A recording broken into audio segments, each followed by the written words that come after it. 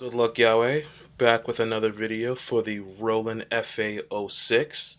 And this video is for any musician that's looking to learn how to create sampled based music while utilizing the Roland FA 06.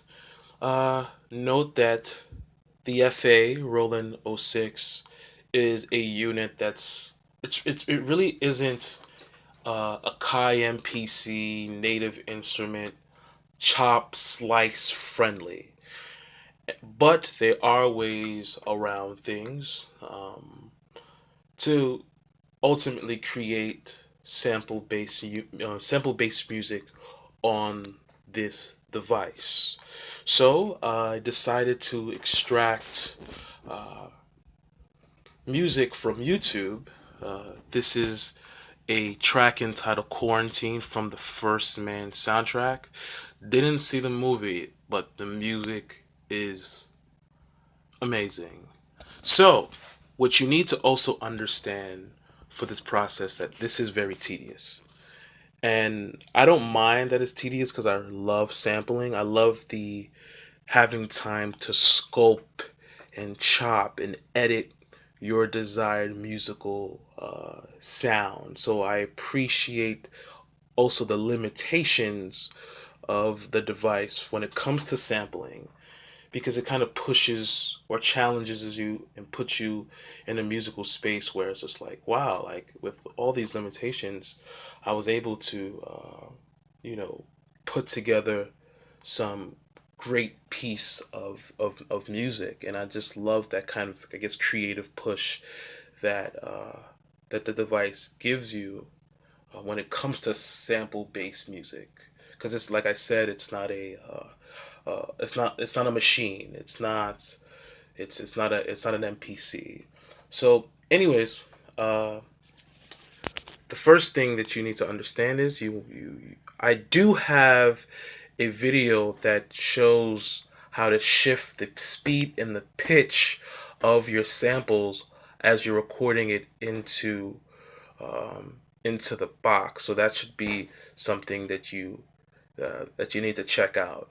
And also another video on learning how to copy or move a pad to the next pad. These are two essential things that you need to keep in mind when it comes to this whole process. So anyways, I'm going to start off by going to pressing on sampling, choosing a pad. I'll just choose pad 7. Head over to the screen here. You see where it says sampling mode. Pick keyboard input. Hopefully you guys can see this on your end. Select input setting. Move over to the effects. Choose the DJ FX looper. See where it says speed. I will play this sample at its original speed and key. And if I begin to scroll, you can hear the change of the pitch and speed of the composition. So let's say this is my desired sound. Start recording, press start. Now it's registering the music in the speed and key that I want it to be in. I'll just stop it here. Then if I press pad 7, this is what I have. And the reason why you want to register the sample with with the pitch in this, your desired pitch and speed. Let's say later you want to change the pitch or the speed of that sample. What's going to happen is, if I head over to the sequence, you're going to see at the very bottom, this is where my sequence for my slices are, my pad slices are. If I begin to change the speed and the pitch, or just the pitch of my slices here, I'm going to affect all the other tracks, the drums, my percussions, my flute.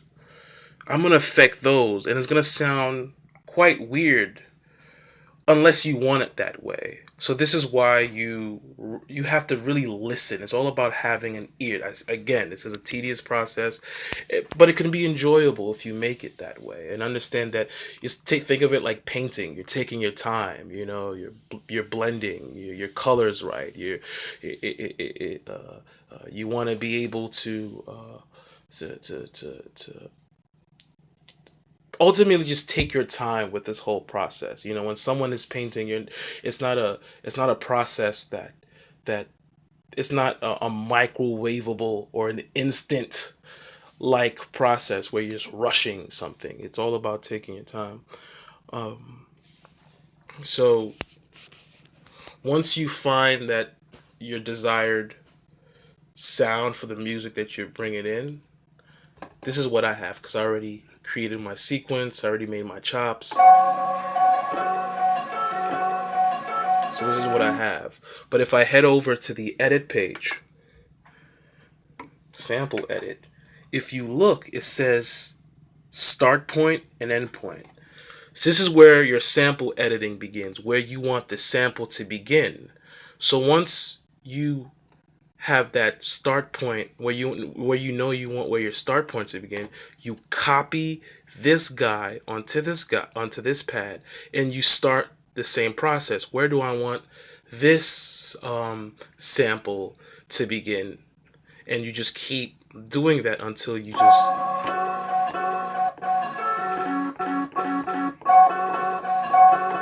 So that's what it's like really all about.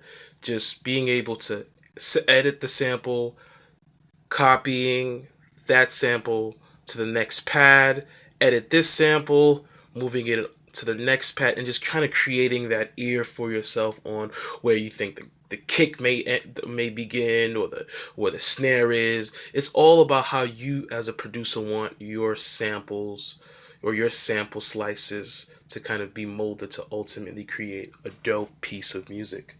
So let's exit this guy out. And this is the sequence that I put together.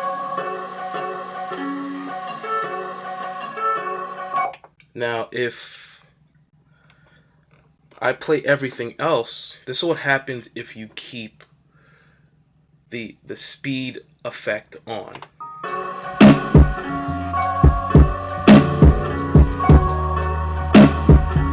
That's not how I want my music to sound. That's not how I want it to sound at all. So if I turn it off, now everything's gonna sound cohesive, because before everything kind of sounded all over the place. See, now it's on time. Nice little groove.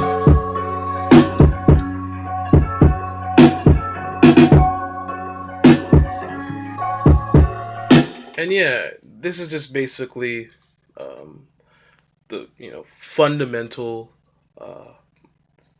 the fundamentals on just trying to create a sample based piece of music on the FA Roland O6, and it has its limitations. It'd be dope to hear from any other musicians if they found a more efficient way on this whole sample based music process.